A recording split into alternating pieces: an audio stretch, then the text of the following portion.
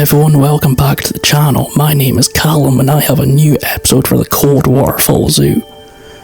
We leave the wild rocky coastline of Alaska and turn to the dense temperate rainforest of southeast Alaska, home to the largest temperate rainforest in the world.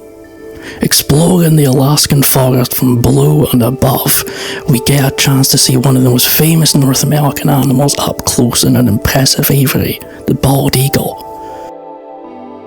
Tumbling down into the aviary, the namesake of the zoo, the Coldwater Falls found amongst the mossy rocks. What a better place to have a Coldwater Fall in the Alaskan Wilderness area. Be sure to like, comment and subscribe. You don't want to upset these eagles, do you?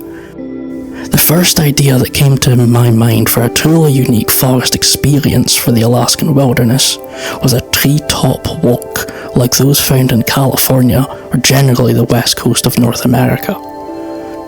I originally wanted to use the giant red cedar trees, however the low-level branches completely blocked the path and the desired height levels, so instead a forest of California redwoods, or more accurately the giant sequoia, is used for this part of the build. Inspiration for this build then moved to the Sequoia Park Zoo in Northern California.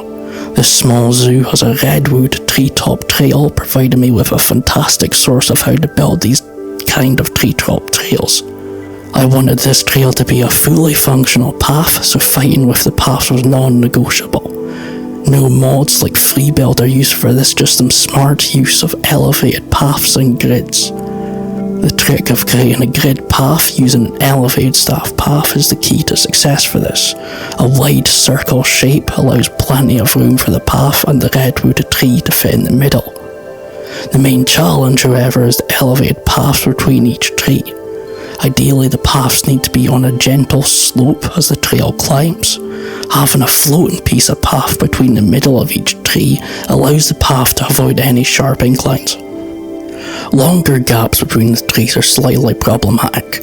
They will tend to use a stepping method with a flat middle and a slope on each side. Having lots of floating paths around these trees is a great idea, but it needs covering up desperately. I decided to search for Alaskan wooden fence design that'll make it feel much more natural. The online search led me to the Minerva Mountain Trail near Ketchikan, Alaska. A wooden bridge surrounded by the temperate rainforest scenery is the perfect inspiration for the forest area in general. The thick wooden base and a relatively easy fence design is perfect for the treetop trail, and any other uses such as bridges or boardwalks. Darker coloured wooden slats made to look like weathered wood, paired with darker wooden beams, creates a realistic fence for one you might find in a rainforest environment. Small details like metal are added to the slat also increases the realism, but only adds a tiny amount of pieces to the overall fence. Thin wooden slats are then added to complete the fence, including an angled slat for the top of the fence. The most tiring part of the build is the duplication of these fences to cover the entire path curb. Not an easy task considering all the elevation changes and the nature of the path curb. The tree grid paths is easy. It's all nice and flat, with the large beam base providing enough space to cover the curb. The angled parts are absolutely not. It is borderline torture to match the sudden curves and drops of the path, especially at the entrance of the treetop trail. Shorter 1 meter long fence segments are used to help with this, but I just have to put up with overlapping as there's no easy way around it. This is truly a test to see if a person is skilled with advanced movement tools. After the treetop trail is complete, it's time to move on to the creation of the rainforest theme of the area. Rainforest means water, so a river cutting through the redwood forest is the first step towards creating the bald eagle aviary. About 2 meters deep, this river will feature 2 waterfalls. One will be the water source, and the other will be the actual Coldwater Falls.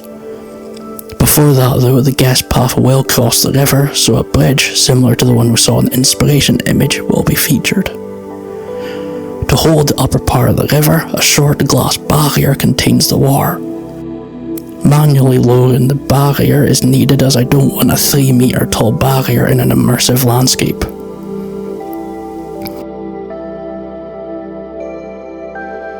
For the bridge, manually placing a floating path above the water is then easily connected to both sides of the river.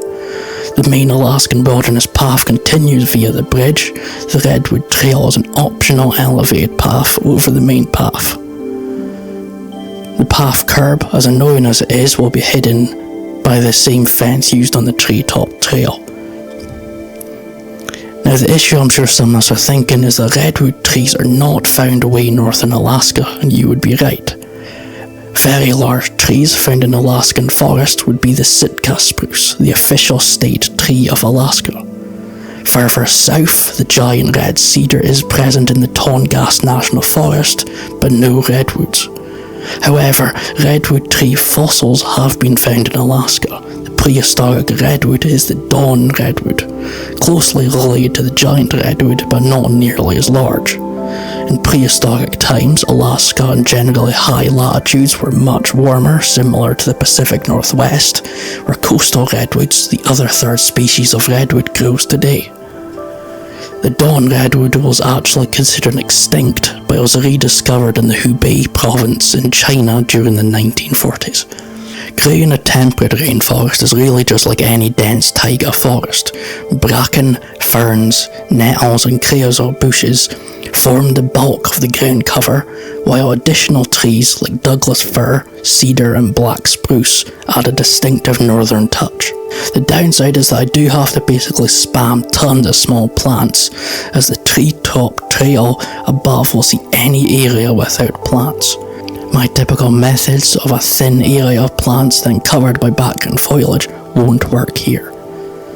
When finished placing thousands of plants, the background will simply consist of the usual custard tree and bush mix. Any large trees will also be added to create a dense forest landscape. Jumping over to the eagles now, I have built a small viewing shelter at the top and continued the natural path down to the water level for the aviary. We can sort of see the shape of the aviary already, with the water pool forming the base of the aviary. A simple mesh aviary is built, as I really don't want to create a domed roof for this build. I have plenty of other mesh builds upcoming for Houston and San Diego to get through. Rather than talk about boring mesh here, let's talk about the animals of the aviary, the bald eagle. The bald eagle is one of the largest birds of prey found in North America, ranging from northern Mexico all the way to north to Alaska. It is often found near large bodies of water, where it can find an abundant supply of its favourite food, fish, and it nests in large old-growth trees. While it is called bald, it isn't literally a bald bird like a vulture.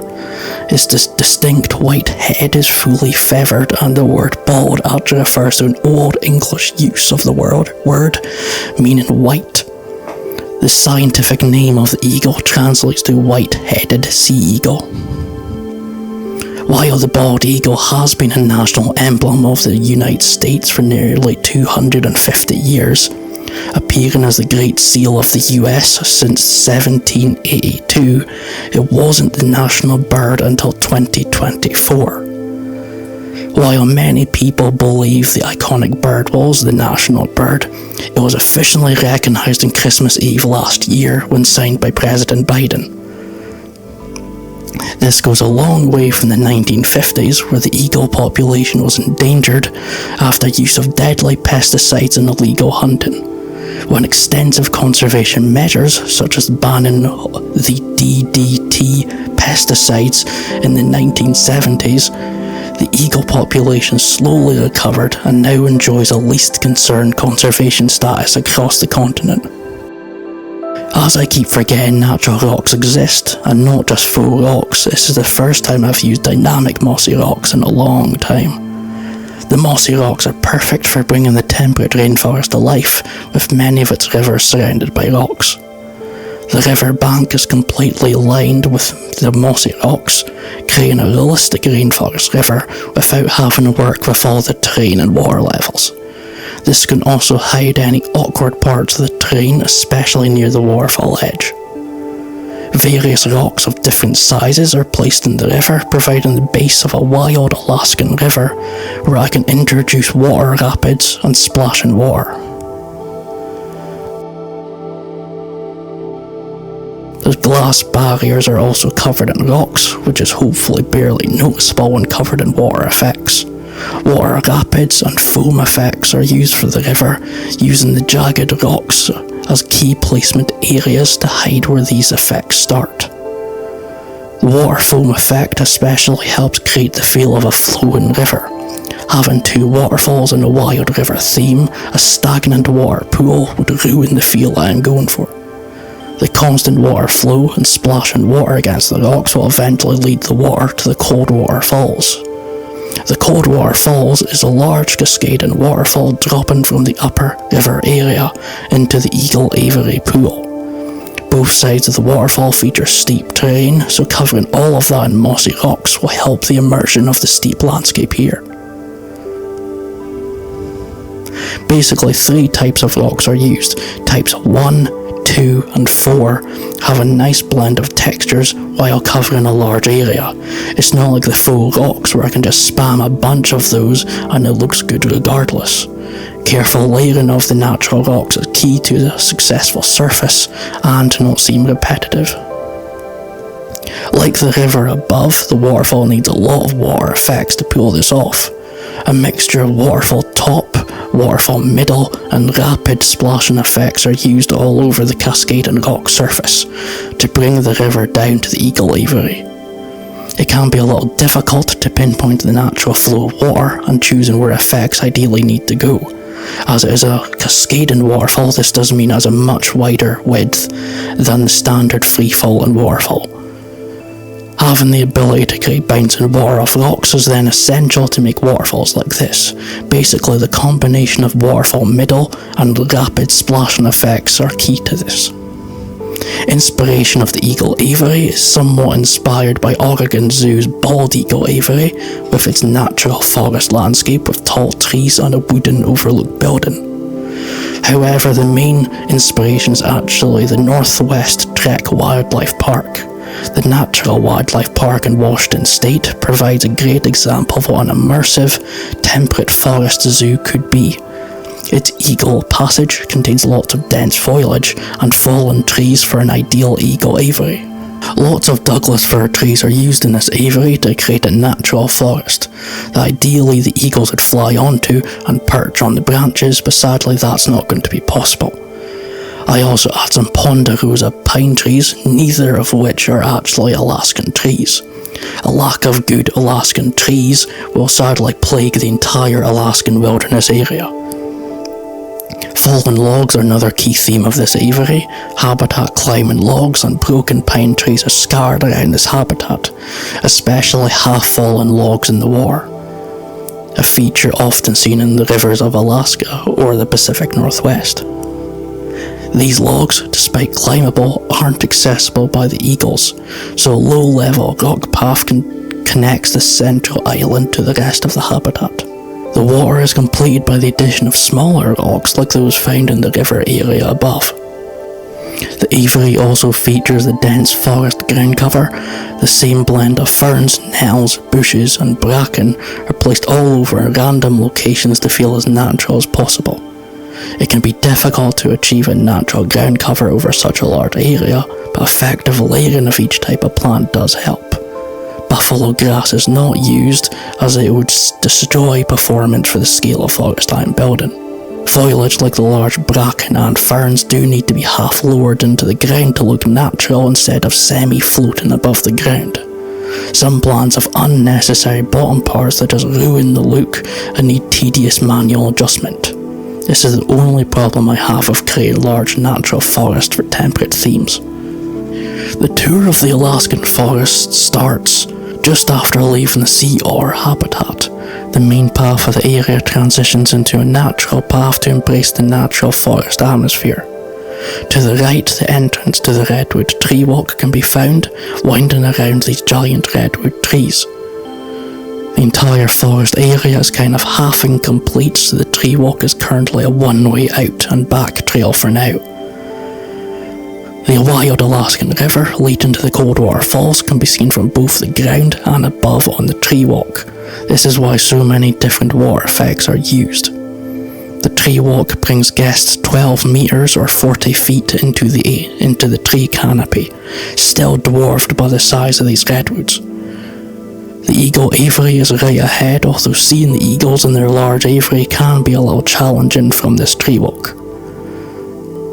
Giant redwoods can go to an average height of 50 to 85 meters or 160 to 280 feet. In the wild, these trees are restricted to a limited range on the western slopes of the Sierra Nevada mountain range in California. These giant trees are in fact endangered and have been in gradual decline since European settlement. Many are protected in Sequoia and Kings Canyon national parks.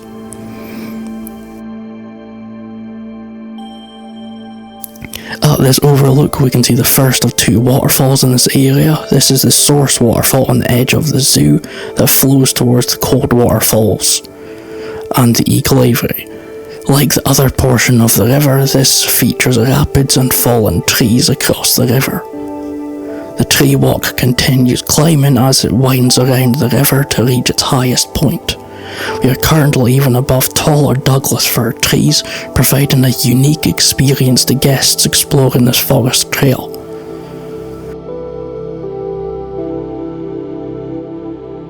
From the top, we get a side view of the Coldwater Falls as it tumbles down to the Eagle Aviary. I should really make some educational signage for this trail to help understand the key features of this area.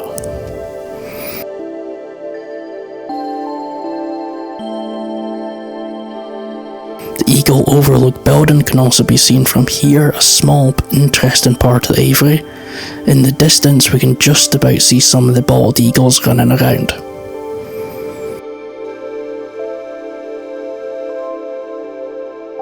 The rest of this tree walk is a dead end for now, so let's head back to the entrance. We cross the river with its wild rapids and splashing around and see the top of the falls.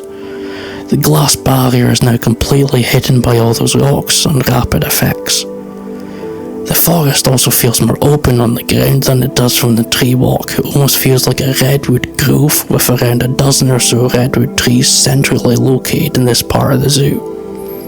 Just ahead is the Eagle Nest, a small overlook building for the bald eagle aviary.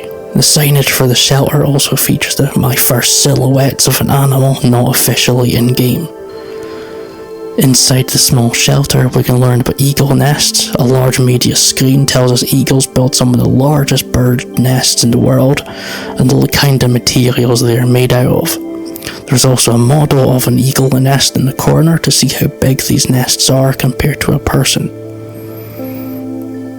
Here we have educational signage for the bald eagle, exactly like the signs found on the Inca Trail, but with the Alaskan Wilderness blue.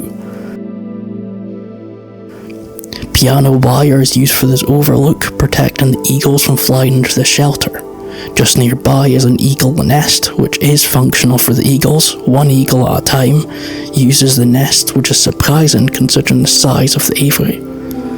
From the shelter we do get a fantastic view of the aviary, seeing the Coldwater Falls and the fallen logs crossing the water and all the tall trees, making this aviary feel like a natural forest. The natural path then descends down to the Eagle Aviary. This is an incomplete area as there will be a loop trail featuring beavers and American black bear. The path will extend from this flattish area in the next episode of the zoo. We then finally reach the lower view and shelter and main viewing area of the Eagle Aviary. A long glass window provides an open view into the aviary, although some harsh lighting does impact the viewing quality a little. Despite that, we can still easily see the eagles interacting with their enrichment and travelling through the natural ground cover of the forest. If only the eagles actually flew into all the trees, this would be a fantastic aviary to watch the eagles soar in immersive forest. Instead, we can find them perched on the enrichment logs in the distance, or a short flight from the central island and back. That's this tour all complete. Thanks for watching and see you next time.